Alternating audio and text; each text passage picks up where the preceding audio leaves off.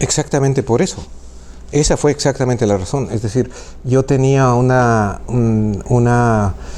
manera de razonar que ahora yo creo que es muy estúpida, pero que en ese momento tenía lógica interna. Y yo decía, si alguien quiere escribir literatura, no puede ponerse a estudiar literatura. Y es cierto que hay gente a la cual las carreras de literatura le mata la vocación. Eso, es decir, lo he visto muchas veces, ¿no? Gente que quiere dedicar toda su vida a leer y escribir y que piensa que lo mejor que puede hacer es meterse a una carrera en la cual lo que se hace es leer y escribir.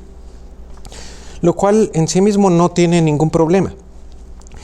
El problema está en cuando tú crees que la crítica de la literatura es sinónimo de un instructivo o una serie de reglas éticas, estéticas sobre cómo se debe hacer literatura.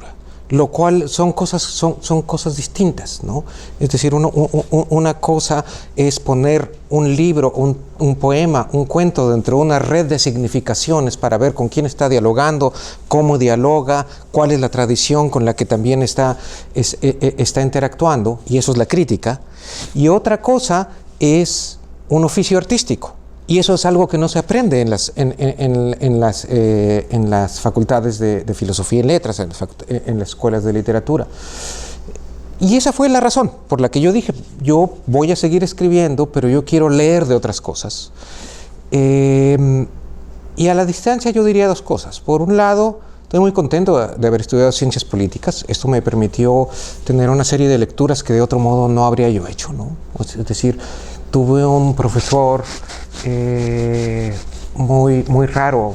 Es raro cuando uno habla así de los profesores, porque ahora yo me imagino que debe haber profesores, estudiantes que hablen así de uno, que se llamaba Patricio Marcos, que lo único que nos enseñaba era Aristóteles. Y entonces él decía, después de Aristóteles es paja, ¿no? Es decir, todo lo que ha venido después han sido reciclamientos de Aristóteles. Lo cual, bueno, es como muy tonto, pero al mismo tiempo eso te permite estar en contacto con alguien que de verdad ha leído a Aristóteles y que de verdad te hace leer a Aristóteles. Entonces tomé con él 3 semestres y leíamos un solo libro por semestre. Y eso es una cosa invaluable, que yo de verdad que aprecio muchísimo, ¿no? Y entre tantos marxistas con los que me he cruzado en la vida, creo que el 5% ha leído a Marx, ¿no? Y yo no voy a decir que me he leído todo el Capital, pero en ciencias políticas sí tuve que leer a Marx, por decirte algo, y me leí cosas que me hicieron entender a Foucault y me hicieron entender a Derrida. Y además fue una época muy interesante cuando estuve en ciencias políticas, porque yo entré en 89 y entonces pasaron varias cosas interesantes en 89, como algunos de ustedes recordarán y otros de ustedes pues no habrán nacido, pero pueden googlearlo. Una, se acabó el bloque soviético, ¿no? Lo cual fue bittersweet, ¿no? Fue una tragedia en algún sentido, fue una maravilla en otro sentido. Se derrotó a la revolución sandinista, lo cual eso fue directamente en todos los sentidos posibles una tragedia, ¿no? Porque es algo en lo que habíamos creído y que sufrió un acoso terrible por parte de la administración Reagan durante 8 años, ¿no? Y aún así Reagan no los pudo derrotar, ¿no? Es decir, la revolución sandinista perdió hasta que se fue Reagan. Y lo otro que fue muy interesante fue que nos estábamos involucrando en el proceso electoral de un país que antes de eso en realidad no nos importaba en lo más mínimo, que era Perú, digamos, porque México es un país que mira mucho hacia su propio ombligo, o mira Estados Unidos, o mira Europa. Pero fue bien interesante que era la pelea entre Vargas Llosa contra Fujimori, ¿no?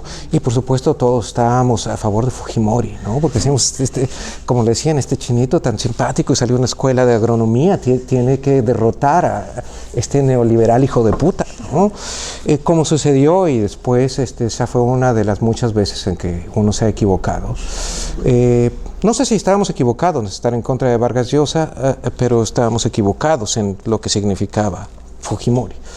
Pero bueno, no me arrepiento de haber estudiado ciencias políticas, al contrario, sigo teniendo amigos muy queridos, leí cosas muy interesantes, pero lo que yo diría es esto: Si tú quieres escribir, no importa lo que estudies, no importa lo que trabajes, no importa lo que te dediques, si tú quieres escribir, vas a escribir. Y con el paso del tiempo yo he conocido una cantidad de gente que en distintas situaciones encuentra la manera de escribir.